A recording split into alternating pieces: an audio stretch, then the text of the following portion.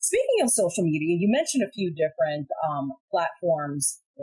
Which ones do you think show the most promise specifically for multifamily? I think LinkedIn is completely being slept on. I think there's some theories out there. Multifamily is not really playing on the Instagram space.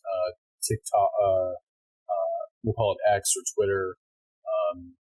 That's been an information share from the jump. I don't think it's a space that multifamily individuals or companies, you may, if you're a big enough company, I believe RPM has a handle there. If you want to send some press releases through there, right? That's an information share outlet.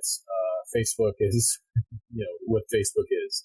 But LinkedIn, frankly, and I think there's a couple different sort of perspectives on this. I think a lot of people also think that LinkedIn is becoming very busy. It's almost becoming Facebook-ish. That may be true, but something I've noticed over the years, what happens is with all platforms, and frankly with all like sort of career journeys, I think there's some people that jump in and said, I could do that. And they do it for all sorts of reasons, maybe not the most authentic. And what happens is, on a platform like LinkedIn that I think is sort of professional and as authentic as you're trying to be, you run out of steam quickly with some of the other creators because your well isn't as deep and you're there for some of the wrong reasons. I talked to Adrian about this sometimes as well. The cool part is when you're a storyteller, you never run out of content. The challenge is not everybody's a storyteller, right? Or a compelling storyteller or a great writer. And all of those things take practice. Writing, storytelling.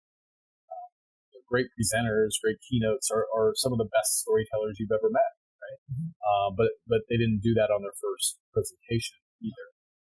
It's the same for your first LinkedIn post, right? Like it's probably going to be your worst post, but you got to start somewhere, right? And so, but unfortunately people are very nervous about it being so public, and failing in public is probably, not only is public speaking people's fears, but I think failing in public is probably even more fearful or scary to most people. And frankly, that's why people come and go on that platform, is because they judge themselves too harshly about their engagement levels, and they overnight want to be Adrian Danila.